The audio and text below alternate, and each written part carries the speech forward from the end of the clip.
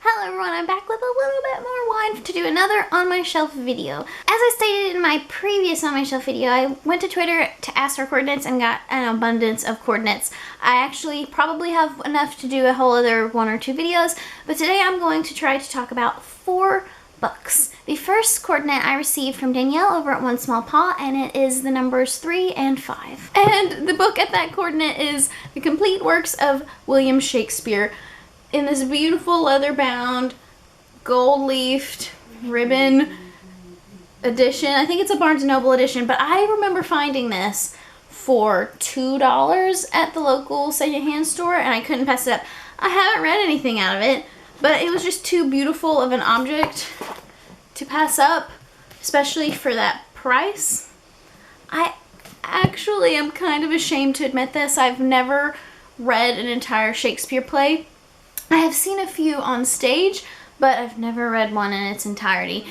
I would love to remedy that, especially since one of the most interesting books that I read this year, Station 11, featured a popular Shakespeare play, so I doubt that I'll read it in this edition, because this is more of just a beautiful object, but I will hopefully one day read a complete Shakespeare play. The last 3 coordinates were from my dear friend Max at Well Done Books, and the first coordinate is 9, 9. And the book at that coordinate is Eleanor on Park by Rainbow Rowell, and this is the beautiful illustrated UK edition. Don't get me wrong, the United States edition is gorgeous, but I have a warm, happy place for this particular edition in my heart because my friend Jossie, who I mentioned earlier, I think a couple of videos ago, made her booktube comeback, and I love her so much. She's just so charming, and when she starts talking about books, you can just see the passion in her eyes. But she sent me this book all the way from her home country of Australia, and I'm so appreciative of it. This, I believe, was my first Rainbow Rowell book to read, and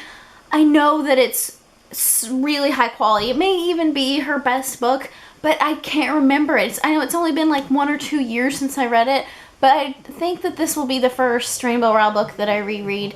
I remember initially picking it up because of John Green's glowing recommendation of saying how it perfectly captured first love, and I would tend to agree. The next coordinate that Max sent me was 10, 4. And the book at that coordinate is Scary Stories to Tell in the Dark, collected from Folklore and Retold by Alvin Schwartz. I actually purchased this book secondhand for my husband because I knew that he was a big fan of this book, and recently we discovered that they republished this book with some terrible art. Like, I remember, me and my husband both remember saying that the art in this book is really what made this book. It made it scary, and it was just, but the art was just grotesque but beautiful, and the art that they replaced it with is so boring. So I'm glad to have an edition like this, but it's kind of disappointing that people won't get to grow up with this. It almost feels like it's like being dumbed down for this generation of children, but I remember being pretty freaked out by these whenever I stumbled upon them in my library. It was one of those things that you were kind of excited to get your hands on because, you know, it seemed like you shouldn't be able to get your hands on it. And the last coordinate is 2, 12. And the book at that coordinate was The Blue Castle by Ella Montgomery. It's kind of sweet that Ella Montgomery popped up in both videos. You may remember this book. I recently purchased it because Gwendolyn from the Gwendolyn Reading Method did the Goodreads Psychic segment that she does and picked me, and this was the book that she recommended. It sounds so lovely, and I've really been itching to read more Ella Montgomery because, like I said, Anne of Green Gables, it's really up there and one of my favorite books now, and I don't know, I want something cozy and feel good. I don't know why I haven't got around to this, but I love this little edition of it. I think I found it, of course I found it used online. I wish I could have found it in real life, but I'm not complaining.